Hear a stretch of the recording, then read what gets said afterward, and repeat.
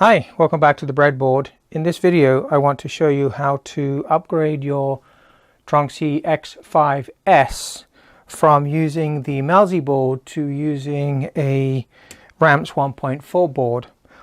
Part of the process of upgrading is we're going to use an external MOSFET to drive the heat bed, because on my initial testing the MOSFET that's actually on the board, on the Ramps board, gets way too hot to even touch after just a few minutes of trying to heat the heat bed. And even before that, the heat bed couldn't get much above about 50 degrees centigrade. And you know, if you waited a really long time, maybe you could get a little bit hotter. And you know, one thing we found was that the wiring, some of these wires are a bit thin. You could actually feel them getting just slightly warm to the touch when it's trying to heat the heat bed. Secondly, the power supply, you know, the volts that was actually getting to the heat bed was just a little bit over 11 volts with the Ramps board with the built-on MOSFET. And part of the problem with that is that the resistance of the wiring, as well as the MOSFET dropping over 0.4 volts when it's turned on, and that of course is no good, because that's, you know, there's 5% power being lost right in the MOSFET. You're losing power in the wiring, so even though the power supply is outputting a little bit over 12 volts, it's dropping down to barely 11 volts on the heat bed, and that's no good at all. So we're going to make this work with a 24 volt power supply. Now initially, rather than upgrade the Ramps completely to 24 volts, I'm only going to upgrade the heat bed to 24 volts, because the fans that are on here are 12 volts. The hot end heater cartridge is only 12 volts. So I'm going to leave everything else running at 12. I will do a separate video sometime in the future going the whole hog to 24 volts. But really, for what we're doing right here, just sticking with 12 volts for everything except for the heat bed is probably good enough. Now, because we're doing this, we actually only need a small 12 volt power supply. If you remember, the fuses that were on the Ramps board for the 12 volt rail that supplied the stepper motors, the hot end and everything else, was only a 5 amp fuse. So we really only need a 12 volt 5 amp power supply. Obviously the 24 volts that's going to drive the heat bed, that's a different story. We need, you know, several hundred watts of capability. And the power supply that I've got right now is a 15 amp 24 volt. I may have to turn down the volts a little bit because it may be overloading, or tune down the PWM of the heat bed so that it doesn't overload the power supply, but we'll see when we get wired everything up. One of the other things I will do is I'm going to mount everything onto this board. So this back panel is going to come off. I'm going to mount it on here. I was going to mount the Ramps on the side of this, but then you've got everything sticking out. And part of the process of trying to improve the heat bed efficiency and everything else is I want the wiring kept as short as possible for the heat bed, so that coming out of the 24 volt power supply into the MOSFET driver and then up to the heat bed is going to be kept as short as possible. I also want to increase the thickness of the wiring while I am doing this for the 24 volt supply, because there's a lot of current involved in that. And I'll be wiring a separate smaller, much smaller 12 volt 5 amp power supply, open frame kind as well, to drive the rest of the Ramps circuitry. I've already modified the Ramps board to have a couple of blade fuses in it for the supplies, but of course really I don't need the high powered fuse anymore because I'm driving it with the external MOSFET. Part of the process of upgrading the Ramps board too is I couldn't quite squeeze with all of the stepper connectors directly onto the board, because they have the kind that use the they're not just using 0.1 inch pitch header connectors. They're actually using fully framed connectors, which means that they take a lot more room up. And so in order to get it to fit, I just made a little jumper and things. I'll put some static pictures up, high resolution, so that you can see what I'm doing. Also right now I'm just staying with the 4988 drivers, which is the same as what was on the Melzi board. I'm going to end up adding auto bed leveling to this as well, but I don't know if I'm going to use a BLTouch or something else yet. I don't have any longer range inductive sensors that will go through the heat bed of the Tronxy, so I may just put a BLTouch on here. I'll be changing the display as well. I did get the display working on the old Melzi board, so it was to do with Tronxy in their infinite wisdom changing pin assignments from the standard, but because the Ramps board does not have an SD card reader on it, I'm changing the display to use a graphics card that does have one of the full format SD card slots in it with it, and it's going to be inclined on here. So again, I will put some static pictures up as I'm assembling this. Now the board that I've made for this, I just happen to have some plywood that would fit in my laser cutter. It's not quite big enough to go the full width of the frame, but it's, you know, it's good enough. So I've just laser cut this with the holes, but I will provide the Fusion 360 files and a DXF file so that you could cut your own if you want, and it's easy to extend it to the full width of this if you wanted to. Mine's short enough. I've got plenty of holes for bolting it down to the frame, and I've got holes pre-drilled for screwing down the power supply, the big one, the small one, the MOSFET driver, and a Ramps slash Arduino Mega 2560 board all onto here. Hopefully I've left enough gap for everything to get all the wiring redone. So without further ado, I'm going to take things apart a little bit and mount them onto the wooden platform. So I will take some high-res pictures as I'm doing that, and once I've done it, I'll come back and show you where I've got.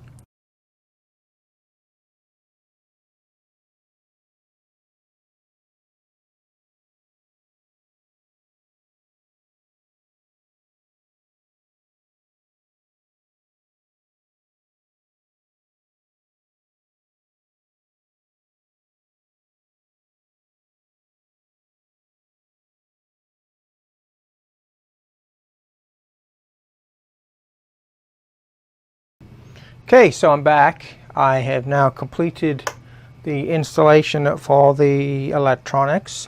You'd have just seen a bunch of stills, and I think that pretty much wraps it up.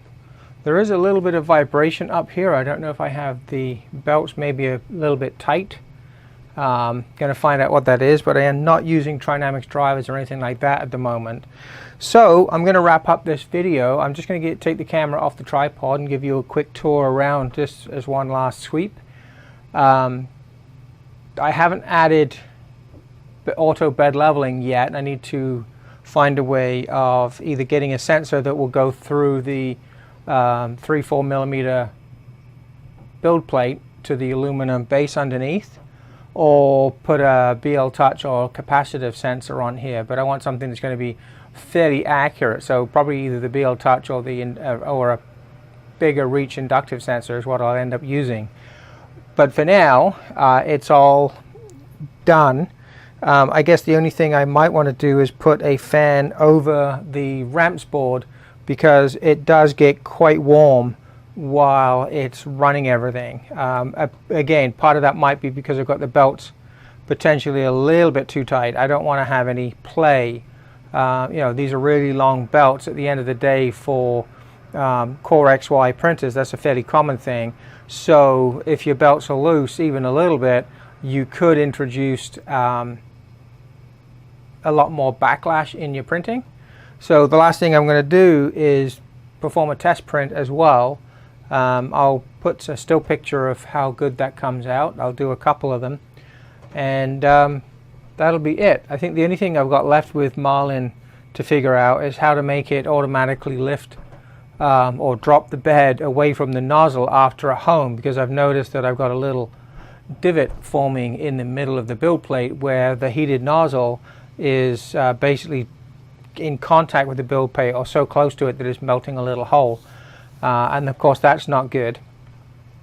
The build plate is a stick-on type surface, so you could replace it with another either blue tack tape or some kind of PEI or something like that. I need to find a place where I can get maybe some PEI stainless steel sheets or something like that to use instead, but for now this is what I have, so it will have to do. Yeah, I guess I'll grab the camera and give you a quick tour. Okay, so here we're looking at the front. So I guess the first point of interest here is I've changed the display for one that has a SD card built into it. Because I changed to the Ramps board, there is no SD card on the board. So this display with a built-in one, it's still just a standard RepRap Smart Graphics control display. So nothing really changed from a software perspective, just the location of the SD card. Let's just zoom back out a bit from an electronics perspective. Here's the board that I laser cut to mount everything onto. You can see here that we've got, I've used T-nuts all the way around. Now one of the benefits of all of this, of course, is that it's going to stabilize the frame quite considerably from racking or twisting a little bit. I don't have any angles yet in the corners or anything to help there, but it's never had a problem with that anyway. So we've got the 24 volt power supply driving the heat bed, and that does seem to make a difference. We've got 12 volt power supply, 5 amps for the stepper motors and running the Ramps board itself. We have the MOSFET card, and then we have, of course, the Ramps board sitting on top of an Arduino Mega 2560. The wiring, I've just used stick-on cable tie clamps and cable ties, of course, to tidy everything up. This cable here is the mains wire running from, it comes in on the IEC socket, and I've tapped it around and screened it and brought it into the smaller power supply to provide the 12 volts as well. There is protective covers over everything, so shouldn't be a hazard. Coming around the side here, that's just my Raspberry Pi running Octoprint. See, I've got plastic covers, plastic flap over the mains for the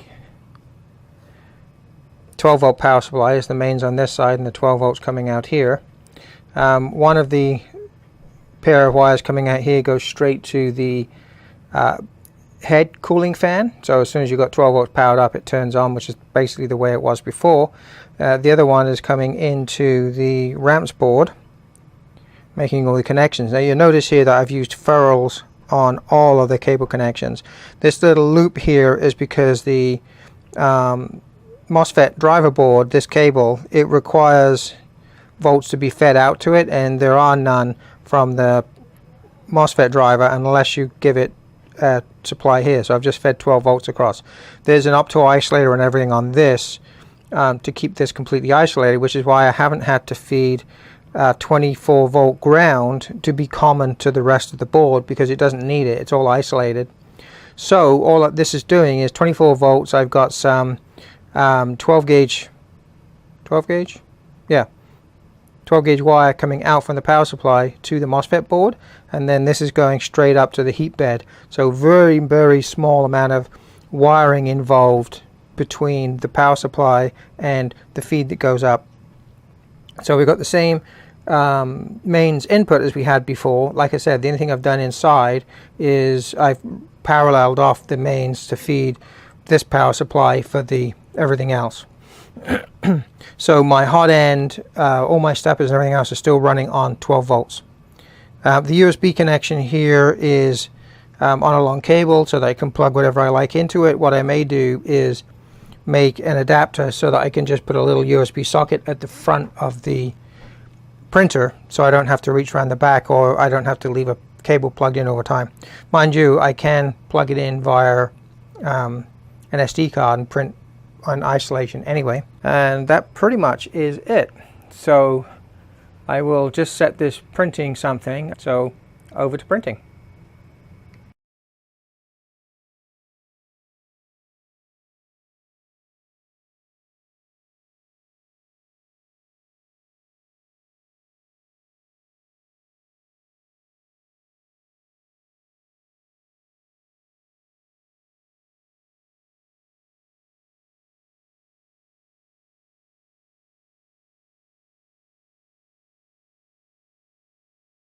So one of the obvious tests, of course, with the changes to 24-volt system is, can I get the higher temperatures that we wanted? Previously, we could barely get about 55, 60 degrees. Actually, we could barely get 55 degrees. So now let's see how quickly we can get up to temperature. I know you can see a little bit of a blip on here already. I was just about to preheat, but I thought, oh no, it would be good to see how long it takes to get there. So I'm just letting it, well, it's only been on for a few seconds, as you can see here. So I'm just going to start it again. It's currently sitting at 25 degrees for the bed, which is about the room temperature anyway. And we're sitting at 42 for the nozzle. Now, we've never had an issue getting the nozzle up to temperature. Anyway, I just loaded up a 3D benchy, which I've set with the particular parameters for the filament I've got. It's the first time I'm trying this filament for anything serious. Well, not that a 3D benchy is serious, but anyway, I've set it for 220 degrees for the, it's PLA, but it is a higher temperature PLA, and 70 degrees for the bed, as per the writing on the side of the spool. So let's give it a go, see how long it takes. So we're starting it now. It's 3:37 p.m. and let's see how long it takes to get to temperature. I will speed this up so you don't sit here forever, but I won't get rid of any of the footage. I'll just speed up the footage.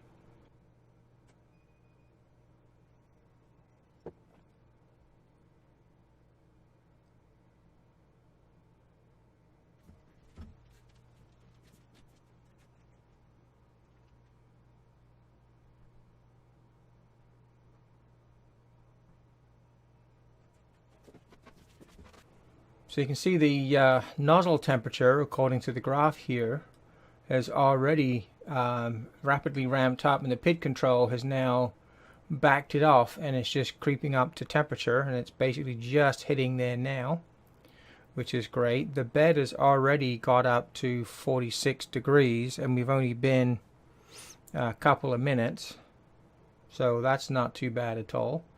I think there, so yeah, we've been 3 minutes. You can see it's minus 3 minutes here. And we're already reaching the realms of where it wouldn't want to go above in previous configurations. Okay, back to fast forward.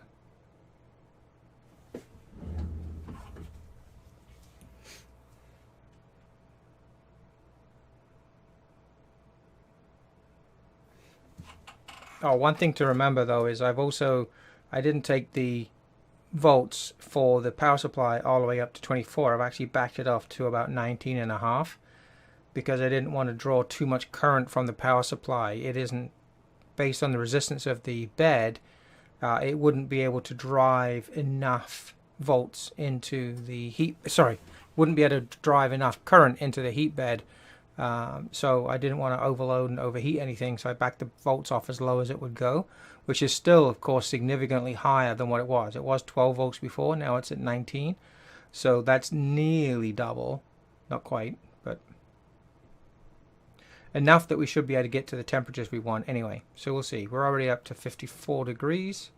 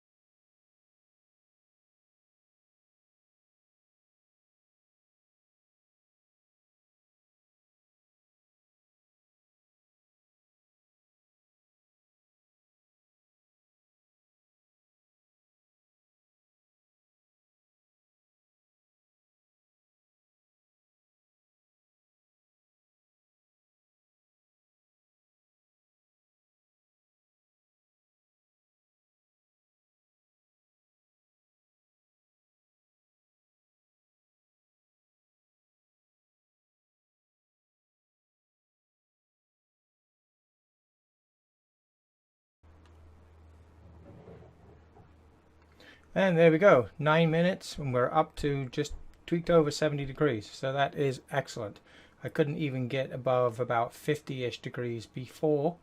I'll do some more tests later to see how far I can actually go up to 80 or 100 and see if it can get there.